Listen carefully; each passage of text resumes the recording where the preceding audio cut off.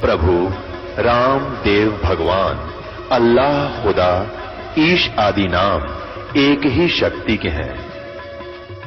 वो कैसा है, कहां है, कैसे मिलता है, किसने देखा है? ये प्रश्नवाचक चिन्ह पूर्ण रूप से हटाने के लिए अवश्य सुनिए जगत गुरु तत्वदर्शी संत रामपाल जी महाराज के अमृत वचन, सर्व पवित्र धर्मों के पवित्र शास्त्रों के आधार पर। उस दिन भी ऐसे ही हुआ। उसने देखा कि यूं क्या हो रहा है। आज फिर यहाँ देसी घी का हलवा बनाया जा रहा, पात डाली, एकदम चरडाटा उठा। तीसरे दिन उसने पूछा कि भाई यो के सांग है, तो आज तीसरे घर में यो हो रहा, क्या कर रहे हैं, ये क्या कुछ है? तो किसी ने बता दिया, क्योंकि संता के विरोधी गणे हुआ रहे गांव में। उन्होंने कहा चौधरी साहब ये एक पाखंडी आ रहा है और इन्हें लूट रहा है बेचारों को, रोज देसी घी के हलवे खावे, खीर खावे हैं, और इनको बर्बाद करेगा, यू कोई हानि करके जाएगा यहाँ से। अब चौथे घर में जिस दिन ये क्रिया थी उस दिन मुल्कदास पहुंच गया। वो कहने लगा भाई कौन है तू, यहाँ क्या कर रहा है? तो दूसरे जो जिसके वो परमात्मा विराजमान थे जिस घर भगत कहने लगे चौधरी साहब ये हमारे गुरु जी हैं और सत्संग कर रहे हैं। न बता रहे करके क्यों ना खाता अपना है? तो परमात्मा बोले भाई मेरे को तो भगवान बगैर कुछ किए ही दे रहा है, यानी जो क्रिया तुम करते हो मेरे को तो वैसे ही दे रहा है, तो मुझे क्या जरूरत है करने की? मुल्कदास जी कहने लगे वो मुझे ना देता भगवान बिना करें, सारा दिन खेत में काम करते हैं, जब जाकर दो कणक पैदा होती है। परमात्मा बोले भाई तेरा विश्वास को ना भगवान पे, तूने वो विधि प्राप्त को नहीं जिससे भगवान बिना करें भी दे दे। अब वो कुछ धार्मिक व्यक्ति होते हैं जो संतों से ज्यादा नहीं खसते, तो उसने थोड़ा विषय बदला। कहने लगा एक बात बताओ महाराज जी, क्या ये भगवान मुझे बिना करे दे देगा? हाँ दे देगा जब विश्वास करोगे तो। अच्छा ठीक है, आज मैं रोटी नहीं खा कर रहा हूं और आज जब तेरे भगवान ने मेरे ती खाना खिला दिया तो मैं तेरे चरणों में पड़ जाऊंगा और तेरा शिष्य हो जाऊंगा, आजीवन गुलामी करूंगा, जैसे तू कहेगा वैसे करूंगा। और जय तेरे भगवान ने मेरे को नहीं खाना खिलाया आज बिना करे, तो तेरे को पकड़ कर मजदूर लगाऊंगा और वहां खेतों में काम करवाऊंगा। परमात्मा बोले ठीक है जी, मुझे स्वीकार है। कबीर साहब बोले अब मुल्कदास जी के खेत तो थे पूर्व दिशा में और वो पहुंच गया पश्चिम दिशा में अपने खेतों, दूसरों के खेतों में और दूसरे गांव की सीमा में जाकर और एक बहुत बड़े पेड़ के ऊपर जाकर चढ़ गया, ऊपर बैठ गया जाकर, देखूंगा कौन भोजन खिला देगा मुझे। अब मालिक कहते हैं सोचल छिद्र मैं करूं अपने जन के काज। अब क्या हुआ, वहां कुछ भेड़ बकरियां चराने वाले आगे उस पेड़ के नीचे, उनका कोई त्योहार था, तो उन्होंने कहा भाई तुम दो व्यक्ति छोड़ गए कि तुम दूध निकाल कर बकरियों का, गायों का, जैसे का गाय भी रखते थे, और तुम आज खीर बना लो, हम तब तक बकरियां चराते हैं। तो वह तो दूध निकाल कर वृक्ष के नीचे चूल्हा चाला बना के, साथ में कुआं था और वो लागे खीर बनाने। वह खीर बनने को हुई तब उन्होंने के देखा कि दूर से डाकू आ रहे थे घोड़िया पे, धूल उठती आवे। उनको पता होता था कि ये ऐसा शहर सपट्टा डाकू आएगा उसे, उन्हें पता लग गया कि वो आगे डाकू इसी रास्ते से आ रहे हैं, ऑन द वे था वो। और डाकू तो बिना वे भी चल करें, वो तो डरते भाग गए, कदे अपने मार दे, वो तो भाग गए छुप छुपा कर अपने, वो दूर गए थे उनके बकरी चराने वाले वहां, और उनको भी कह दिया डाकू आगे, डाकू, वो और आगे चले गए छोड़ छाड़ के खीर ने। अब वो व्यक्ति, वो समूह आया डाकुओं का, आकर वहां रुक गया, वृक्ष की छाया देख कर कुआं देखा। उन्होंने देखा कि ये क्या बन रहा है। एक डाकू उतर कर देखा, उसने बोला, वो कहने लगा उस्ताद ये तो खीर है, खीर। को डरता भाग गया, बुना बुनाई तैयार करके आज खाएंगे। दूसरा कहने लगा उन्हीं डाकुओं में से बुद्धिमान साहब ने बोला भाई कदे कोई जाल साजी हो और किसी ने इसमें विष डाल रखा हो किसी को खिला के देख ले। तो वो कहने लगा भाई वो बनाने वाला किताड़े छुप रहा होगा, देखो इधर उधर, कोई इधर देखे कोई इधर देखो, और एक ने ऊपर देखा वो बैठा न बड़ा वो नीचा। अब उसने कसम खा रखी सारी उम्र, फिर वो घर छोड़ना पड़ा, वो डर गया इस बात से देते न। उसने नोना बेरा था डाकू है, उन्होंने सोचा गुरा चलते हैं, ने बोला नीचे आ जा, ने बोला ना हूं, क्योंकि उसने कसम खा रखी कि नीचे आ जा को पछाण दे। तो उन्होंने फिर वो दिखाई इस टाइम बंदूक, आव है तेरे मारे गोली। उन्होंने सोचा ये तो भाई और आसान से फट दे ही नीचे आ गया 1 मिनट में। और वो जो पतीला ढक रखा था उसका वो था ऊपर ढक्कन, उसमें खीर गाल दी डाकुआ ने, जो बोला इसने खा, खाओ कि मैं होगा तो मर जाएगा खा के ससुरा, 2 मिनट बाद देखेंगे। वो ने कहा ना खाऊं खीर, उनका पक्की जच गई, इसने कि मैं मिला रखा है इसमें। वो कहे खार वो नट है, उसके 2 मारे दड़ा के गिर के 2 मारी लात खा, इसने अच्छी खिला दी। अग बैठा 10 मिनट आध घंटे उड़े बैठाए रखा, वो नहीं मेरा बरा था कि उसमें तो कुछ था ही नहीं। फिर उसको कहा तू भाग जा से, उसने तो सीधी डांक ठोकी। अब जब उस पर आपत्ति आई, उसने पता लग गया कि तो डाकुआ का फंस गया, तो तब उसने हाथ जोड़कर अंतरात्मा से प्रार्थना करी, हे गुरुजी आज मुझे बचा लो, मैं आपका शेष बनूंगा। और नरी खीर खानते तो के बने थे, पक्के उस्ताद हैं। उड़ा उसका भय बन गया, आकाश मर गया, जब जान बच गई तो उस महापुरुष से बचेगी। तो उसने हृदय से भी ये डिमांड करी थी। तो दूसरे कहा, उन्होंने कहा ना बाज ले, तब उसका घीसा गल गया, उन्होंने डांक ठोक दी और सीधा उस परमेश्वर कबीर देव जी के चरणा में आकर पड़ा। परमात्मा तंत्रियामी थे, सोचल सीधर मैं करूं, अपने जन के काज में लेने थे, शरण में पुण्यात्मा थी। परमात्मा ने कहा के बात चौधरी साहब, भगवान ने कुछ करी सेवा, ने बोला आपका भगवान तब मार मार खीर खिलावे है। तो उस दिन से वो चौधरी साहब दास मलोक हो गया, चौधरी पना छोड़ दिया, गुरु परमेश्वर के चरणों में आ गया। फिर उसको भी यही लीला की, भगवान ने सतलोक में लेकर गए उस आत्मा को, 3 दिन तक वो बेहोश पड़ा रहा। अब मलुक दास जी ने फिर क्या कहा, जब वो परमात्मा से परिचित हुए, जपोरे मन साहेब नाम कबीर, जपोरे मन परमेश्वर नाम कबीर, जपोरे मन परमेश्वर नाम कबीर।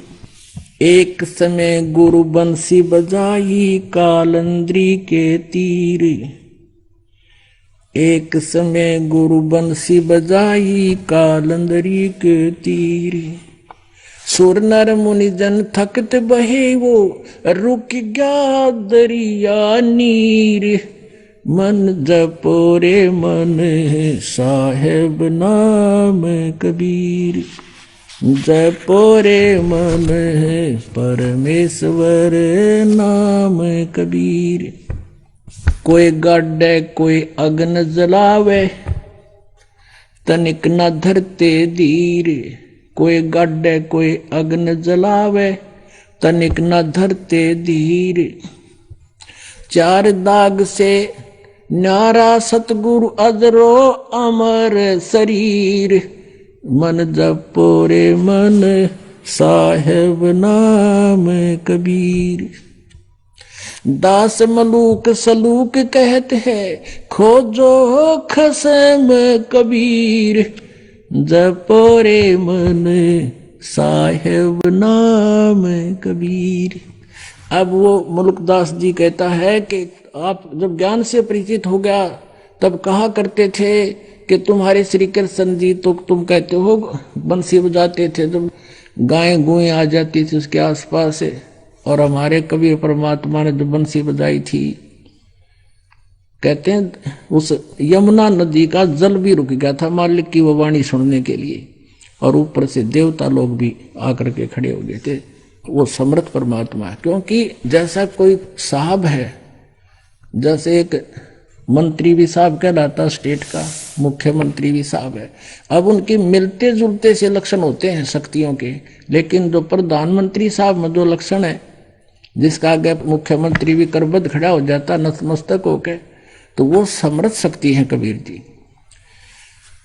अब जैसे ऋग्वेद मंडल नंबर 9 और सूक्त नंबर अभी आपने देखे 82, 86 इनके मंत्रों में 96 कि वो परमात्मा सतलोक से चलकर आता है, अच्छी आत्मा को मिलता है, तो दृढ़ भक्त होते हैं, फिर सारा संसार एक तरफ और वो एक तरफ, ऐसे भक्तों को परमात्मा मिलते हैं, उनके फिर इतिहास बनते हैं, आज तक उनके गुणगान गाए जाते हैं। दादू जी को मिले और 3 दिन 3 रात तक दादू जी बेहोश पड़े रहे थे, उनको सतलोक में लेकर गए।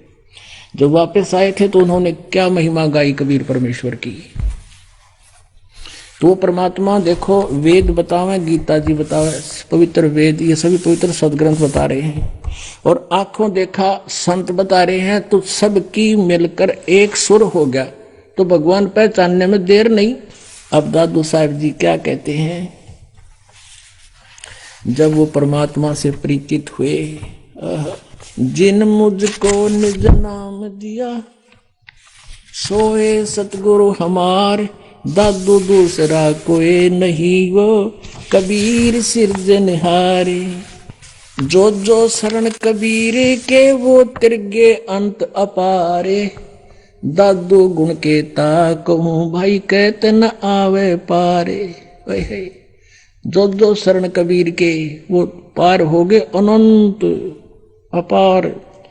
और कहते उस परमात्मा की क्या महिमा कहूँ, कहते हुए भी हमारी जीभ रोना थक जाती है, उसकी महिमा गुणगान करते करते। कबीर करता आप है दूजा ना कोई, दादू पूर्ण जगत को भक्ति दृढ़ावे सोए। पूरे जगत को जगत गुरु वो कबीर परमात्मा है। ठेका पूर्ण होवे जब सब कोई तजे शरीर, दादू काल चंपे नहीं जपे जो नाम कबीर। दादू जी कहते हैं देखो शरीर तो सबका जाओगा, एक दिन पूरा होगा श्वास,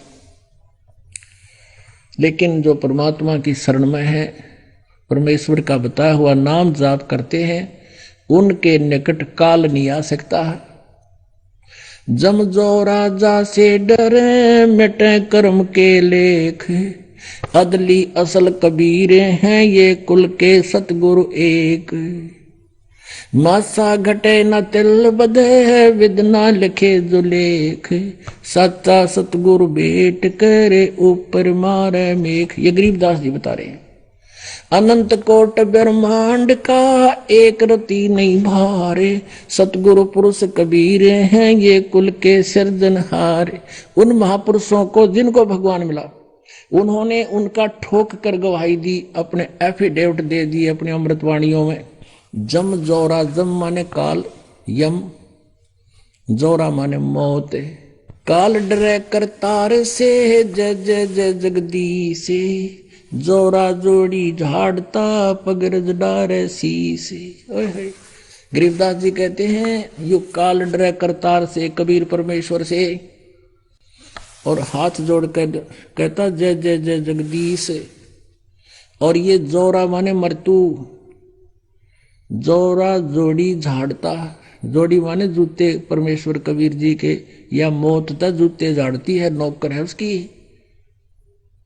और ये काल डरे करतार से जय जय जय जगदीश, ये जोरा जोड़ी झाड़ता पगडज डारे शीश। कहते हैं कि हमारे कबीर परमात्मा की आज्ञा बिना भगत के निकट, यानी परमात्मा के भगत के पास ये मौत, अकाल मृत्यु भी नहीं कर सकता। ये काल या मौत तो उसके जूते झाड़ती है कबीर भगवान के, लेकिन उम्र बढ़ा देता है कबीर परमेश्वर। ये समर्थ शक्ति है, वेद बताते हैं यही कि वो अपने भगत की आयु बढ़ा देता है। थोड़ा सा एक और ये और प्रमाण दे दें भगवान का। अभी कबीर देव तो आपका समझ में आ गया कि वेद कबीर देव कबीर साहब की महिमा कलम तोड़ गा रहे हैं। अब देखना ये ऋग्वेद में, ये है वही ऋग्वेद, इन आर्य समाजियों के द्वारा ही इसका अनुवाद है, मेरे सिद्धांत का कराया हुआ। और ये वैसे दानंद तो नहीं किया, लेकिन इसके नाम से ही व्याख्या करता, जैसा भी है इसमें फीत लिख लगा रखी है, ये वही है। इसके मंडल नंबर 9 के सूक्त नंबर 80 के मंत्र नंबर 2 में ये देखिएगा, ऋग्वेद मंडल नंबर 9 और सूक्त नंबर 80 के और मंत्र नंबर 2 में, हे सोम, हे अमर परमात्मा, आप उपासकों की आयु बढ़ाने वाले हैं। हो गया स्पष्ट?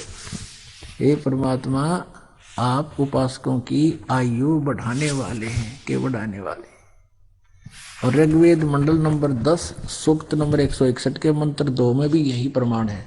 वहां इन्होंने याद आ गई दानंद तो भगवान ने बता करता कुछ भी ना कर सकता सत्यार्थ प्रकाश में। यहाँ देखिए ऋग्वेद मंडल नंबर 9 और सूक्त नंबर 161 है।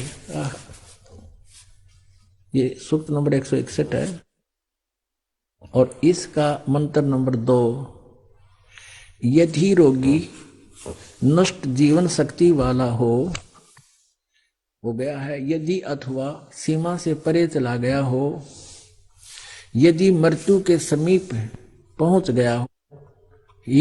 ही गया है, तो भी उस रोगी को, या मैं वैद अड़ा दिया, इनके याद आ गया को दानंद क्या करो, कुछ नहीं कर सकता, तुमने गलत अनुवाद कर दिया। तो इन्होंने वेद जो है ये को बुक ऑफ मेडिसिन नहीं है, ये तो भगवान की महिमा की वाणी है। तो यहाँ लिखना था वो परमात्मा उस रोगी को कष्टप्रद रोग से पंजे से छुड़वा लाता हूँ, परमात्मा कहता है। और 100 शरद ऋतुओं यानी 100 वर्ष तक जीने के लिए इसको बलियुक्त करता हूँ। अब देखो इन्हीं का एक अनुवाद करता और है, ये भी एक और दिखाते हैं आपको। अब ये तो था किसी दूसरे का अनुवाद। अब आपने जो ये पुस्तक देखा इसमें जिसका ये अनुवाद करता कोई और था, है ये भी आर्य समाज का ही दानंद का चेला था। इसने वहां ऋग्वेद मंडल नंबर 9 सूक्त नंबर 80 के मंत्र नंबर 2 में तो ठीक लिख दिया, यहाँ इसका याद आ गया कि इसने वेद घसोड़ दिया। इनका मतलब था कि इनका नाश कर दें, वेदों ने कोई समझे कोई नहीं, संस्कृत किसी नाव नहीं थी, हिंदी कोई घना जो चाह था पढ़ वेदों को हिंदी पढ़ के वो अपना वो भी पार बोल रहा था, क्योंकि इनके अनुवाद ने पढ़ लिया, शर्मा दर्द हो जा आदमी गए। हरिदास अनुवाद करेगा इसको पढ़ियो, शुरू कर दियो तो आखिर तक रुक नहीं सकते, ऐसी महिमा है वेदों में परमात्मा की। अब यहाँ देखो ये भी आर्य समाज का ही अनुवादक है, कोई आचार्य, ऋग्वेद है ये 2य भाग, इसने बड़ी जल्द में कर रखा है। यहाँ देखियो ये कौन है प्रकाशक, प्रकाशक है पंडिता राकेश रानी, पंडिता राकेश रानी। और इसके कौन है अनुवादक, प्रधान कार्यालय वेद मंदिर महात्मा वेद भिक्षु सेवाश्रम लेखराम नगर इब्राहिमपुर, ये मुखमेलपुर दिल्ली, दूरभाष इतना दान संस्थान से प्रकाशित है। और यहाँ इसका अनुवाद करता ये इसका महात्मा वेद भिक्षु भारतेंद्र नाथ, ये करोल बाग नई दिल्ली से छपा है। अब इसके देखो 10वें मंडल का 161वें सूक्त का मंत्र नंबर 2 इसने सही कराया है। ये है 161 ऋग्वेद मंडल नंबर 2 सूक्त 161, ये यहाँ से शुरू होता है, ये इसका दूसरा मंत्र यहाँ पर है। यदि किसी रोगी की जीवन शक्ति समाप्त हो, यदि वह सीमा से परे हो गया है, यदि वह मृत्यु के सन्निकट चला गया है, तो भी उसे मैं भारी कष्टप्रद रोग के पंजे से मुक्त कराऊं, तो उसे 7 वर्ष यानी 100 वर्ष के जीवन हेतु बल संपन्न करूं। यहाँ अनुभावार्थ में इसने सही क्लियर कर दिया, यदि रोगी की जीवन शक्ति समाप्त हो यानी उसकी जीवन अंत हो गया हो, तो उसका रोग सीमा से पार हो गया है, तब भी परमात्मा ये सही क्या, यहाँ वेद ना लिखे ने, तब भी परमात्मा उसे इस कष्टप्रद रोग से मुक्त कर 7 वर्ष 100 वर्ष का जीवन दे सकता है। अब आपने देखा था ऋग्वेद मंडल नंबर 9 सूक्त नंबर 80 के मंत्र नंबर 2 में स्पष्ट कर रखा है कि भगवान उपासकों की आयु बढ़ा देता है। अब परमात्मा कहते हैं काल जो पीसे पीसना, ये जोरा है पनिहारे, ये दो असल मजदूर हैं मेरे कबीर परमेश्वर के दरबारे। ओए होए। गरीबदास साहिब कहते हैं कि काल डरे करतारते जय जय जय जगदीश, और ये जोरा ये मौत जूती झाड़ता और उसके परमात्मा की दौड़ न चढ़ना कर माथे गलावे कि तेरी आज्ञा बिना मालिक तेरे वंश के निकट में नहीं जाऊं। यहाँ आपको लाखों प्रमाण दिखा देंगे जिनकी आयु बढ़ा रखी है, एक नहीं। तो पुणात्मा फिर क्या कहते हैं, काल जो पीसे पीसना, ये जोरा है पनिहारे, ये दो असल मजदूर हैं मेरे सतगुरु के दरबारे। ये थारा 21 ब्रह्मांड का मालिक यू काल गीता अध्याय नंबर 11 के श्लोक नंबर 32 में कहे मैं काल हूँ, सबनो कर दूंगा और मार दूंगा। और फिर वह खुद ही कहता है ये परमात्मा तो कोई और है, वो तो उत्तम पुरुष है, तू अन्य उसकी शरण में जा जब तू परम शांति को प्राप्त होगा। तो यहाँ गरीबदास साहिब वो कह रहे हैं कि काल तपी से पीसना, यानी उसके आटा पीसे भगवान का। कहने का भाव ये है कि उसके सामने ये तो एक ऐसे एज ए सर्वेंट है, और मौत है पनिहार इसका पानी बढ़े, और ये दो असल मजदूर है मेरे परमेश्वर कबीर साहिब के दरबार। अब वही दादू साहब जी कह रहे हैं आदमी की आयु घटे तब यम घेरे आए, सुमरन किया कबीर का दादू लिया बचाए। अब क्या लीला करते हैं, दादू जी की मृत्यु हो जाती है, परमात्मा उसको वापस छुड़वा के लाते हैं छोड़ इधर, और धर्मराज हाथ जोड़ कर खड़ा हो जाता है और कहते भगवान ले जाओ, गलती बन गई हमसे। उसके बाद दादू साहब कह रहे हैं कि आदमी की आयु घटे तब यम घेरे आए, यू काल आके घेर लेता है, और सुमरन किया कबीर का दादू लिया बचाए।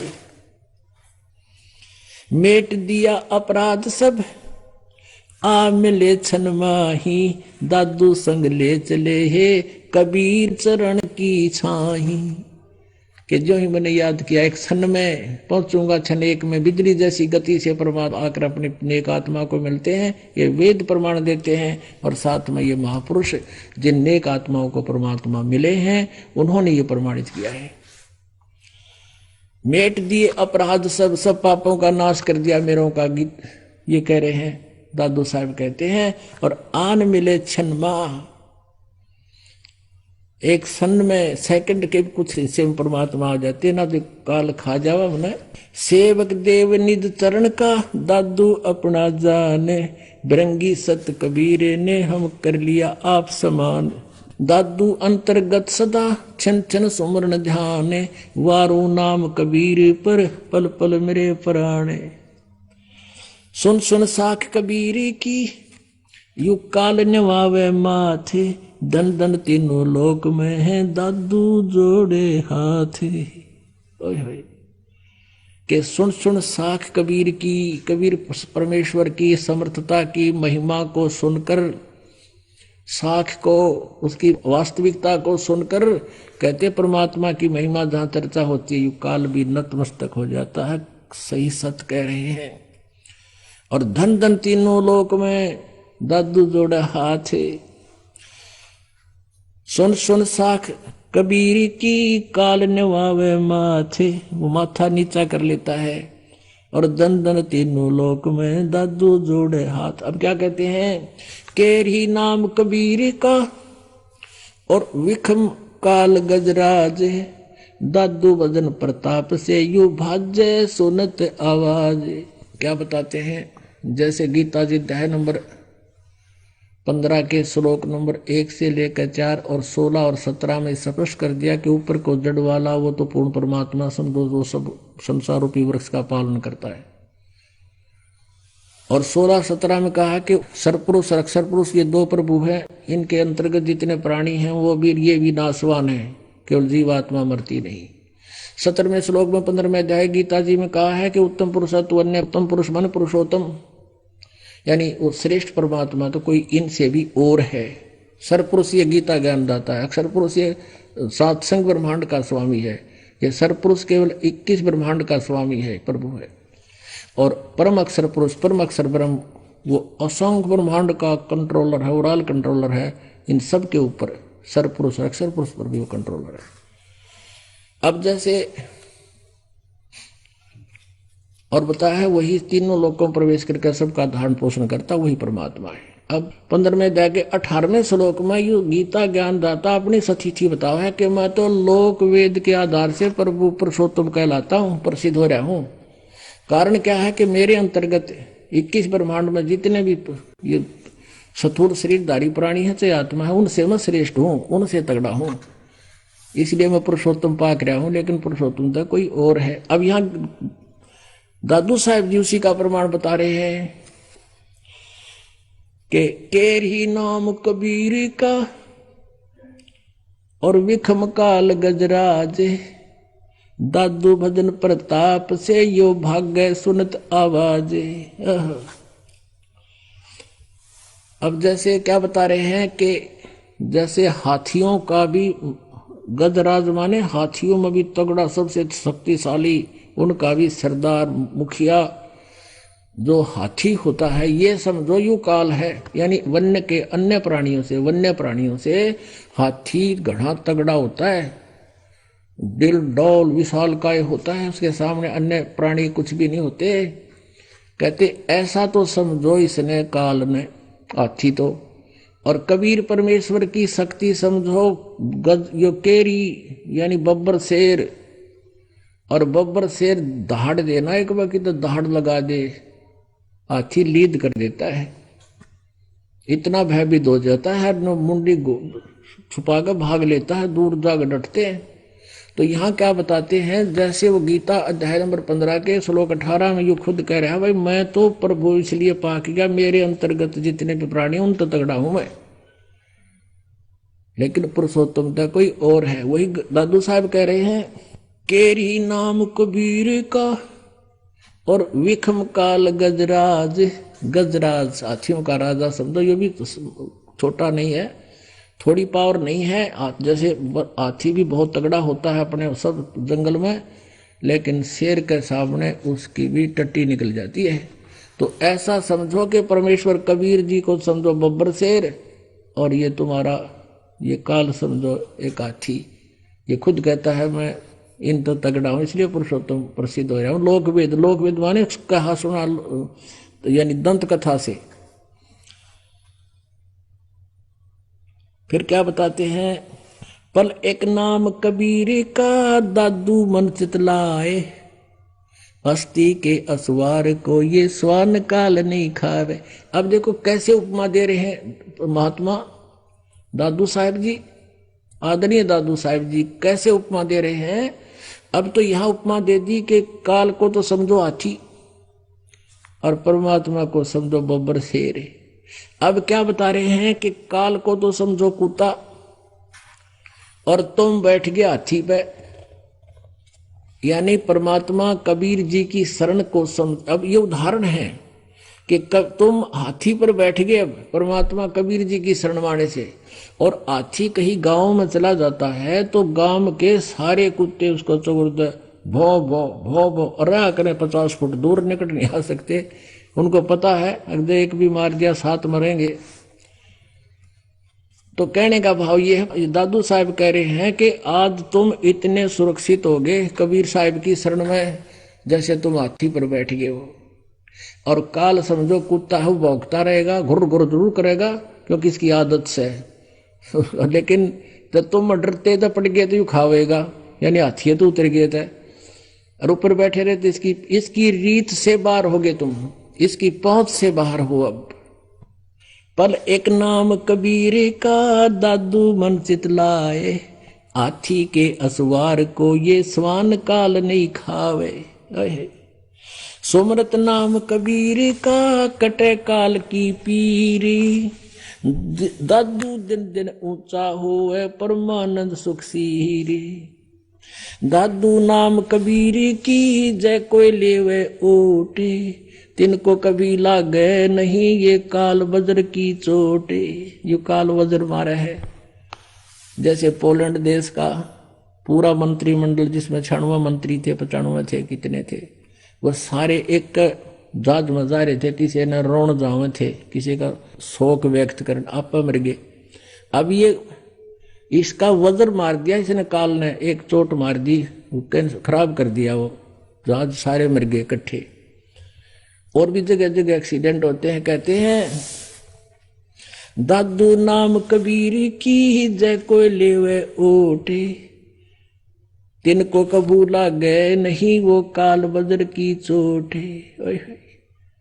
कि उसका काल वज्र की चोट, इस तरह की दुर्घटना वो नहीं कर सकता उस भगत की।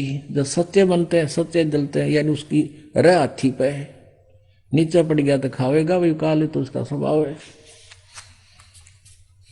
अब क्या बताते हैं, और संत सब कूपे हैं ये कहते धरिता नीरे, दादू अगम अपार है ये दरिया सत्य कबीरे।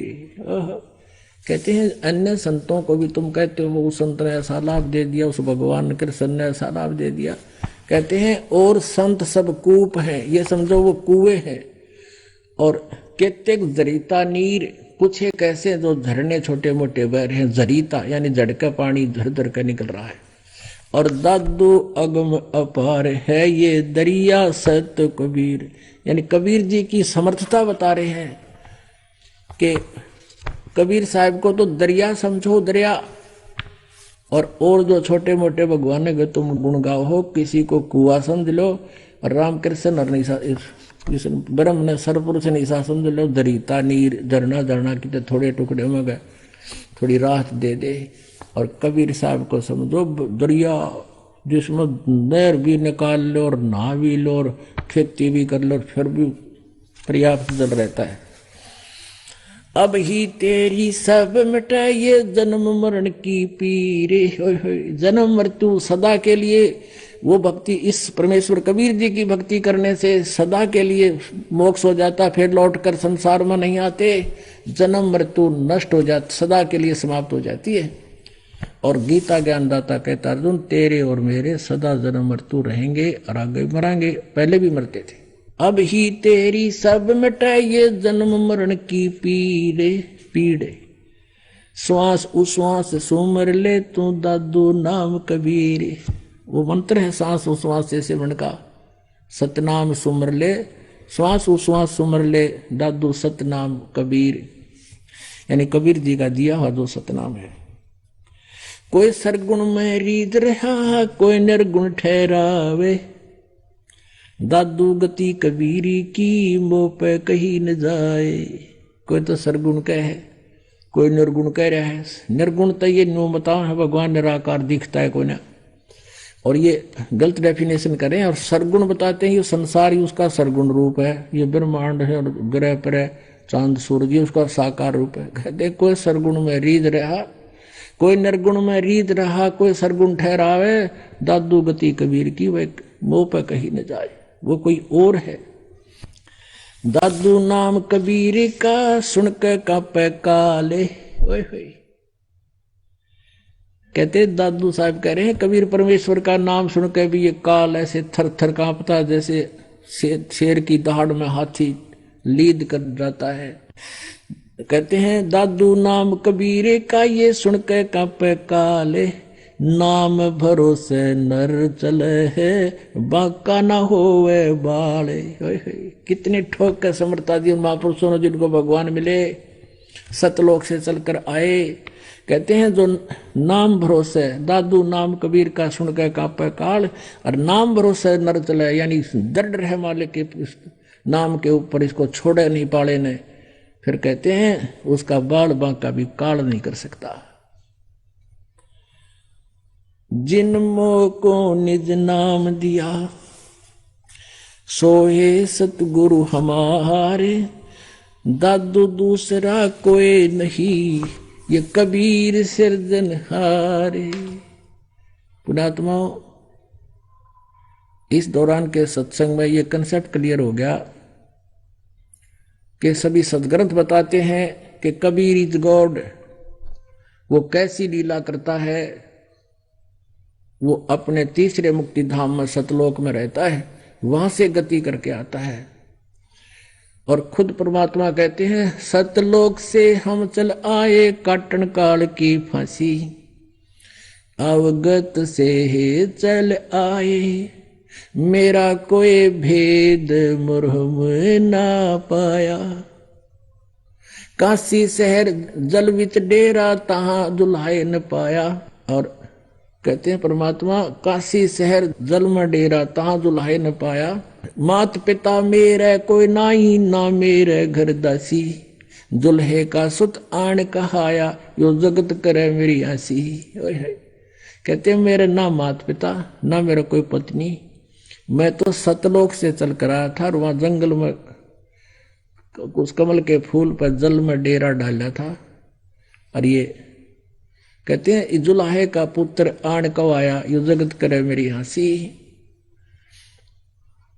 तो परमात्मा कहते हैं हम सतलोक से अवगत से चलाए मेरा कोई भेद मरव ना पाया। ये खुद भी यही अपनी सच्चिदानंद की वाणी में कहते हैं। और जिन्होंने परमात्मा पाया वो संत भी ये प्रमाण देते हैं, हमारे सदग्रंथ भी ये प्रमाण देते हैं। प्रमाणित हुआ कबीर इज गॉड। बोलो सतगुरुदेव। परम पिता परमात्मा पूर्ण ब्रह्म सर्व सृष्टि रचनहार कुल मालिक कबीर साहब जी, कबीर परमेश्वर जी की असीम कृपा से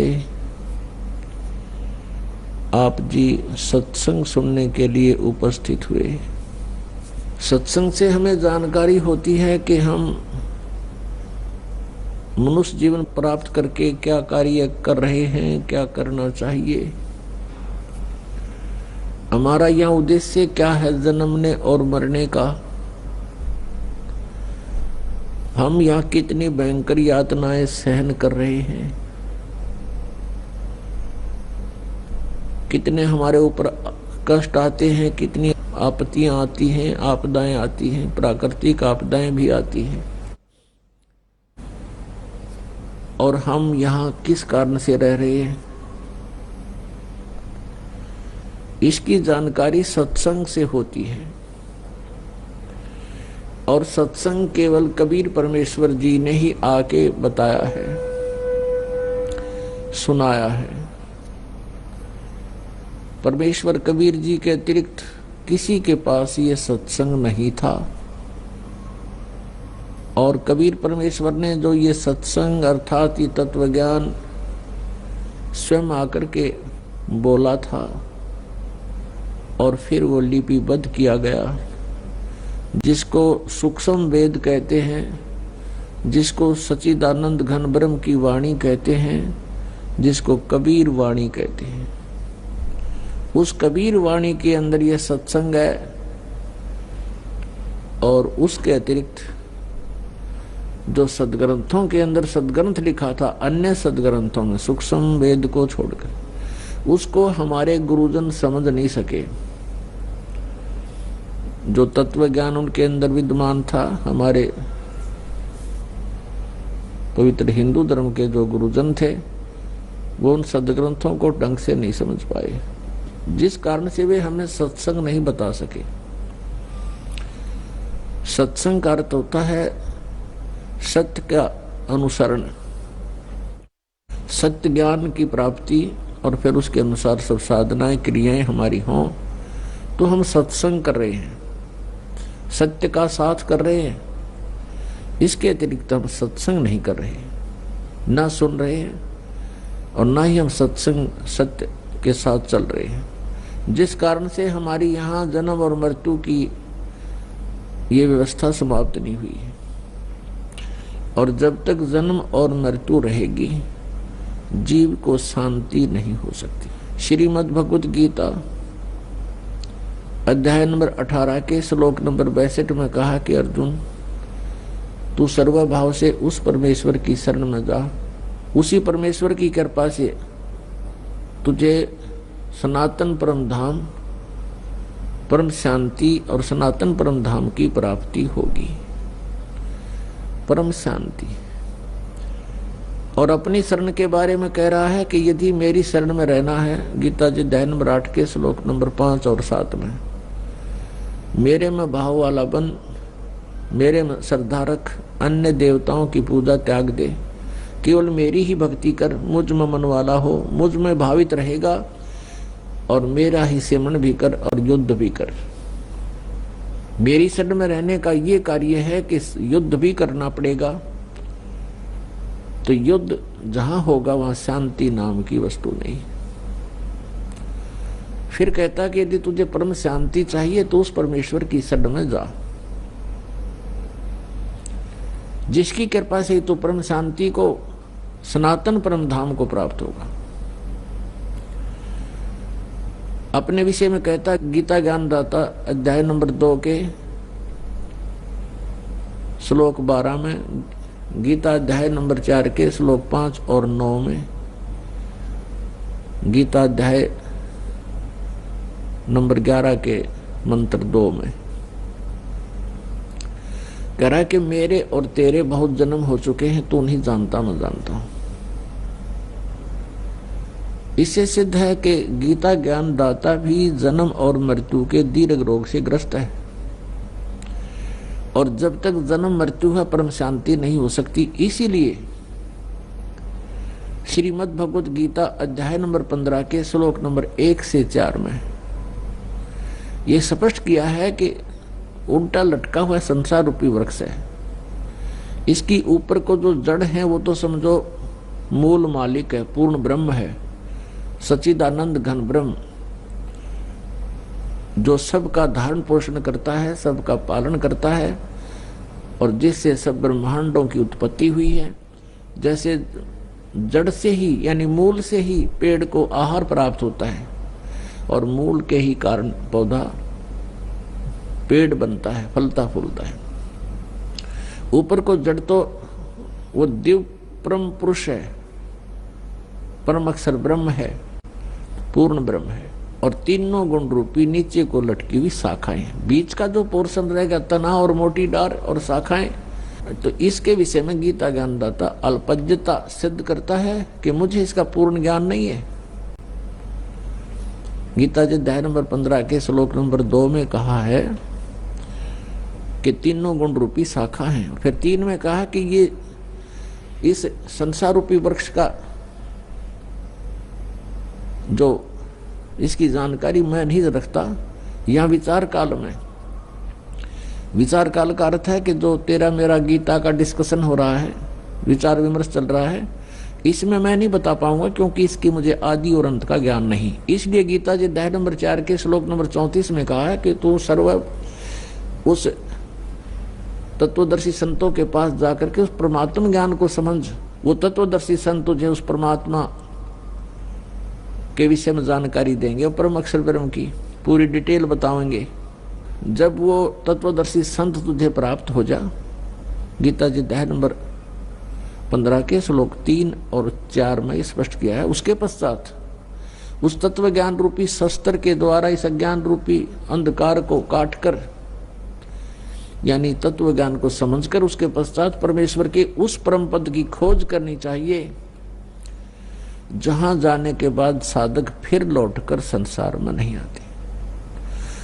और उसी परमेश्वर से सर्व संसार की यानी संसार रूपी वृक्ष की प्रवृत्ति विस्तार को प्राप्त हुई है। अर्थात उसी परमेश्वर ने सब ब्रह्मांडों की रचना की है और उसी परमेश्वर की भक्ति करनी चाहिए। मैं उसी की शरण हूं और उसी की भक्ति करनी चाहिए।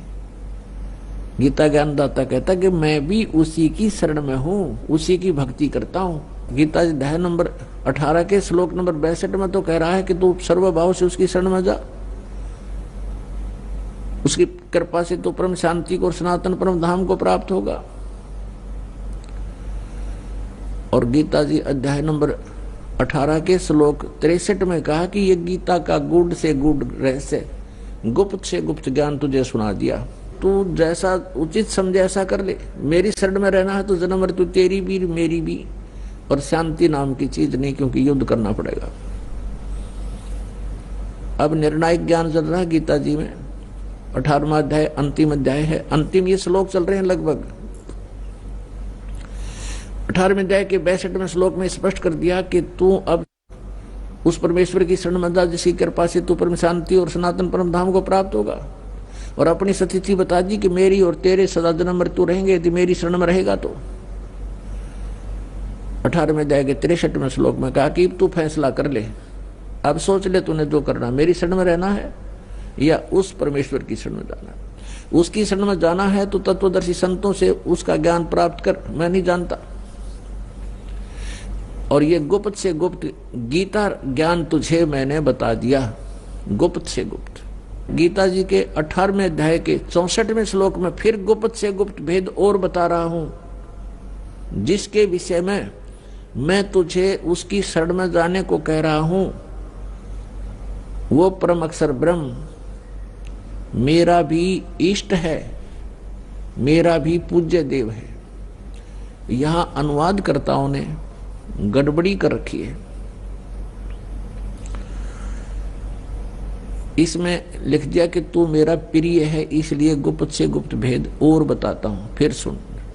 आइए अब हम उन श्रद्धालुओं के अनुभव जानते हैं जो जगत गुरु तत्वदर्शी संत रामपाल जी महाराज जी से दीक्षा प्राप्त कर चुके हैं तथा उनके द्वारा बताए गए भक्ति मार्ग पर चल रहे हैं। नमस्कार सर। सच्चाई सर। क्या नाम है आपका? आदित्य दास। कहाँ से आए हैं सर आप? मैं उत्तराखंड की राजधानी देहरादून कोलागढ़ में मेरा निवास स्थान है। सर संत रामपाल जी महाराज से नाम दीक्षा कब ली आपने? मैंने 18 नवंबर सन 2012 में गुरुजी से दीक्षा ली, संत रामपाल जी से। सर संत रामपाल जी महाराज से नाम दीक्षा लेने से पहले आप क्या भक्ति साधनाएं करते थे? गुरुजी से नामदान लेने से पहले मैं दुर्गा माता को मानता था और काफी ज्यादा मानता था। घर वाले, हमारे यहाँ हनुमान जी की पूजा होती है, घर वाले कहते थे हनुमान जी को पूजो, मेरा मन कहीं नहीं टिकता था, मैं दुर्गा जी को मानता था। और एक बार ऐसा हुआ कि नवरात्रि का मैंने 9 दिन का व्रत रखा हुआ था और मेरे मन में आया कि मैं श्रीमद् देवी भागवत का सप्तशती तो हमेशा से पढ़ता था कि श्रीमद् देवी भागवत पढ़ूं पूरी। मैं हरिद्वार जाके हिंदी की श्रीमद् देवी भागवत लाया। जब उस किताब को मैंने पढ़ना शुरू करा तो उसमें मन में काफी शंकाएं पैदा कर दी मेरे। जैसे उसमें ब्रह्मा विष्णु महेश के बारे में था कि वो उनके पुत्र हैं, वो मेरे दिमाग में क्लिक हुआ। फिर उसमें पढ़ते पढ़ते जब किताब का एंड आने लगा तो देवी जी कहने लगती है कि मेरी भी पूजा करनी बेकार है, मेरे से ऊपर कोई और है उसकी पूजा करनी चाहिए। तो मेरे मन में ये शंका पैदा हो गई कि मैं देवी की पूजा ना करके किसकी पूजा करूं। इस चीज को लेकर मैं परेशान हुआ और दुर्गा जी ने उसमें इति इति करके उस ग्रंथ को बंद कर दिया। ना उसमें ये जानकारी दी गई कि हमें किस ग्रंथ में जाना है या हमें किस ग्रंथ को पढ़ना चाहिए। इस चीज को लेकर मैं काफी परेशान रहा और वैसे भी आर्थिक स्थिति कमजोरी थी तो कुछ समझ में नहीं आ रहा था और जो दुर्गा जी के मैं पूजा कर पा रहा था वो भी शंका में जो है छूट गई। सर आपने बताया कि पहले आप देवी देवताओं की पूजा करते थे, दुर्गा जी की भी पूजा करते थे, तो इन सब भक्ति से आपको क्या क्या लाभ हुए? साहब लाभ तो समझ में नहीं आया क्योंकि आर्थिक स्थिति उस टाइम बहुत कमजोर थी मेरी। मतलब एक